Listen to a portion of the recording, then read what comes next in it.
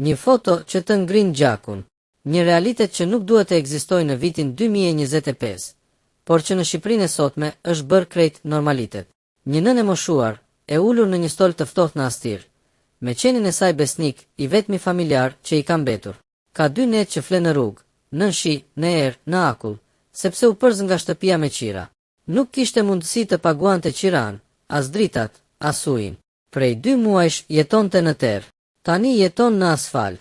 A ka turp më të madh për një shtet? Një qytetare që e pa teksa dridhej nga të ftohtit, i shkroi e Albania.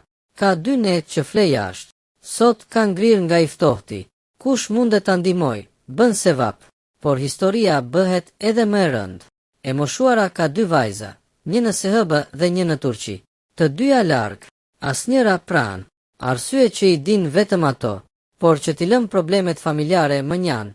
Shembja e vërtet është dështimi i shtetit, sepse një vend normal, me një qeveri normale, me një sistem social normal, kur nuk do ta linte një të moshuar të flinte në trotuar.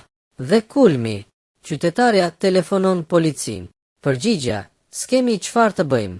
Sigurisht që s'kan çfarë të bëjmë, sepse në këtë vend nuk ekziston asnjë sistem real i mbrojtjes sociale. Sepse për 12 vite me radhë, qeveria ka bërë gjithçka për të ndërtuar fasada, sheshe, festivalet e dritave, por asnjëri për pensionistët. Asgjë për ata që kanë punuar gjithë jetën, asgjë për të moshuarit e vetmuar, asgjë për njerëzit në hall. Edi Rama dhe qeveria e tij, për një dekade e 2 vjetësh, nuk kanë ngritur dot një sistem minimal, dinjitoz, njerëzor për të moshuarit. Shqipëria sot është një shtet që nuk ka as trehim social funksional, as ndihmë konkrete, as mbrojtje, as kujdes.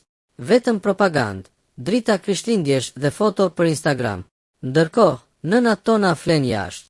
Ndërkohë, gjyshërit tanë mbështillen me batanie të lagura në trotuar. Ndërkohë, shteti sheh dhe hesht. Ky nuk është rast i izoluar. Kjo është fytyra e vërtet e Shqipërisë së vitit 2025. Të moshuarit flen rrugëve. Qeveria flen mbi pushtet. Kjo nën meriton stre, ngrohtësi, mbrojtje, jo kaq shumë dhimbje. Kushdo që mund ta ndihmoj, le ta bëj. Por mos harrojmë, qarity nuk zëvendëson shtetin. Njerëzit s'duhet të shpëtohen nga qytetarët, duhet i shpëtojë shteti. Deri atëherë, turpi bie mbi ata që e sundojnë vendin, por nuk e shërbejnë.